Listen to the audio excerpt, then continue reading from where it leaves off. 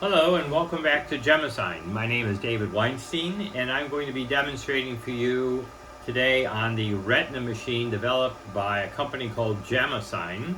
The separation between two commonly confused stones, because they really look the same. One stone is a natural jadeite, jade, and the other one is a dyed green quartzite. The jade is worth about $100 in the trade, and the quartzite's worth about $1. So you have a significant difference in value, and the GEMASIGN device called Retina is easily going to be able to separate which one is jadeite and which one is quartzite. And I'll do that demonstration for you today. I hope you enjoy it. First, let me show you what the two stones look like. Okay, let me get my wire out here. So the one on the left is the quartzite. Excuse me, the one on the left is the jadeite. And the one on the right is quartzite. And again, they look quite the same. If I can get a little closer here, you can see one's bigger than the other. But the jadeite is on the left and quartzite is on the right. And we're going to use the process called spectroscopy in order to separate the two. Let me just reposition the camera once more. All right, that looks good. All right, so first we'll take the device and do the broadband. We'll take the jadeite, we'll put it in the broadband. Now, this piece of jadeite is, because it's so thick, you can't just scan through the stone. Well, let's try at least. So I'm going to put the probe right on top of the stone to try to capture as much light as I can. And it tells me that the spectra there's not enough light coming through. It's too weak of a signal. Yeah, too weak. So let me just tilt the stone a little bit. I'll prop it up in the back with a piece of blue tack. So now I've got a lot of light coming through the stone. I'll move the camera and show you what this actually looks like. When we do the broadband here, I'm capturing it so I can get the maximum amount of light through the stone and into the probe tip. That little pling, it tells me that I'm getting a signal. Let me position it a little bit more, once again.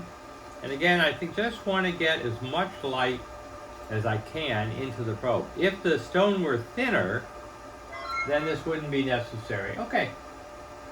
I'll just look at the spectra here. Okay, that looks good, actually. Okay, so that's the broadband spectra. Let's move it over one light source to the ultraviolet. And again, we're going to put it right as much light as we can through the stone. And you can hear that really loud bling. That tells me that the signal's good. I'm actually going to show you later what to be concerned about in terms of some of the original ultraviolet light not going through the stone but still getting into the detector. In this case, everything looks good. And finally, the laser source. Now, laser source, I can see the stone is not lighting up at all in the laser light. So it may be this stone will not give a laser spectra. Again, I'll do that positioning to maximize the light going through the stone. It looks kind of purple, and I know that purple will not register. That's a weak signal. There's a weak signal. And third, I'll try it one more time. Yeah, okay. So this stone does not give a laser. We have a button here on the screen that says ignore the laser. Don't look for the laser signal. All right, so there we have it. Okay, so let's do this. Let me first show you. I'll go back to the broadband and show you what I mean by positioning the stone. Okay, so there you have. I position the stone so I have a maximum amount of light coming through. And what I'll do is I'll take the probe and position it right down here so I'm getting the maximum amount of light coming into the stone. Okay? If I were to normally take it and position the stone flat, like that, okay, I wouldn't get enough light through the stone. So I really need to prop it so I can get that kind of situation, and then I can just capture the signal right through there. It looks a little overexposed here, but it gives me a very nice spectra. In fact, let me bring this over and show you something about what those spectra look like. Okay, here's the spectra that we captured for the broadband. And this is actually the peak that shows me that this stone is natural color. This little down thing here. Okay, and the peak for the curve for the laser looks like that. Okay, and there's no laser signal, so there's really nothing to show you there. I'll show you, let me just increase the magnification. And so there's the button that tells me that there's no laser signal to be had.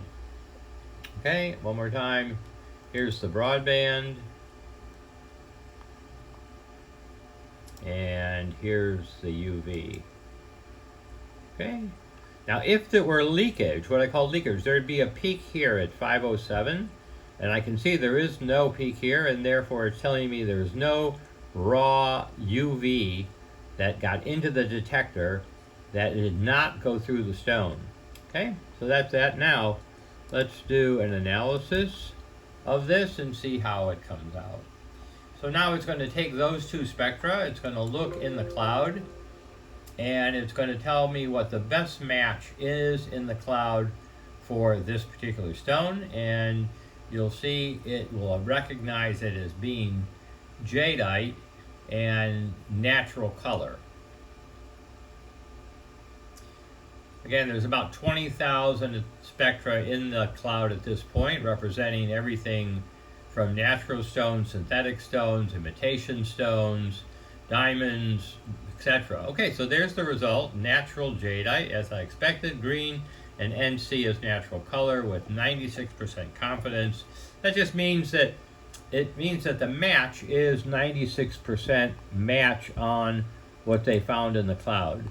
This shows me something about what some of the other options are. So 96% on natural green jadeite. The next closest one drops down to 83, which is bad. Then there's an 81% for another jadeite, and here's another 81 for another jadeite natural color. All right, so there's that. That did a beautiful job of doing that separation. Let me back this out to where we were before. I'll reposition this. Okay.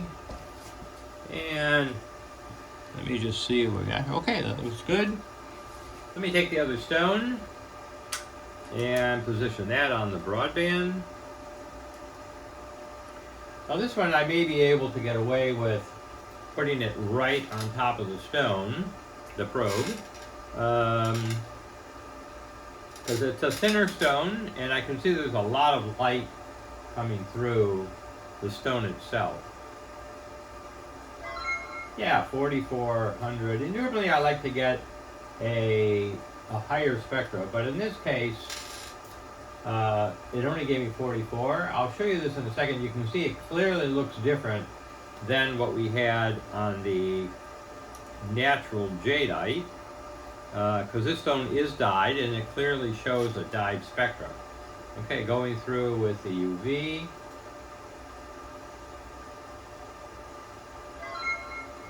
That sounds good. Let's just make sure there's no leakage, which is correct.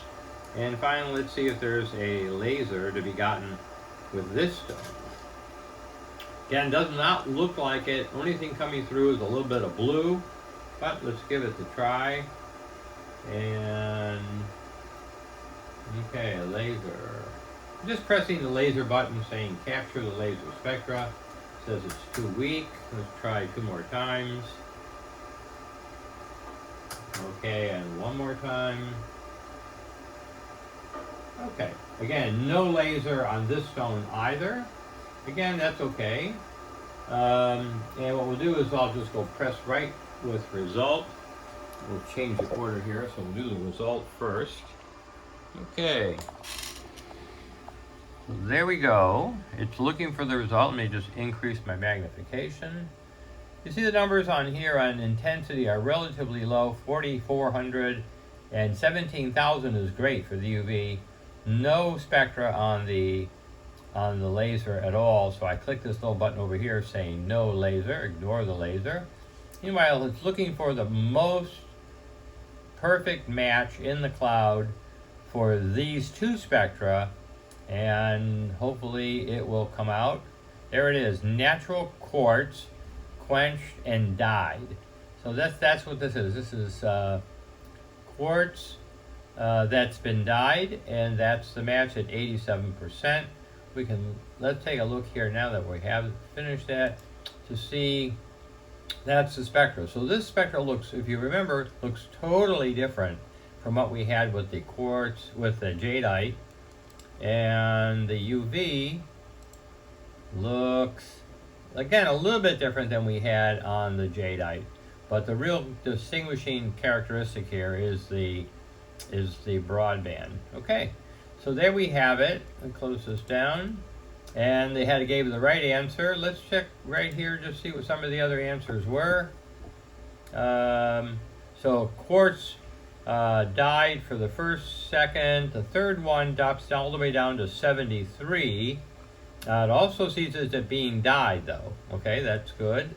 It's not, they can't compare a 73% match with a 87% match. So clearly this stone is quartz, not jadeite. And some of the other things dyed, this is garnet, and the last one is a tourmaline, not even the right color. Okay, so there it is. That did the demonstration as I expected. It showed me that let me dial this back. Okay, 1 second here. Okay, so there we have it. The demonstration of the separation between natural jadeite, jade, and its separation from dyed quartzite. Hope you enjoyed the demonstration. There are a number of other videos up on YouTube that you can follow and see how it is that the device by GEMASIGN called Retina is able to correctly identify gem material. Thank you very much for viewing, and I hope you'll tune in again. Thanks a lot. Bye-bye.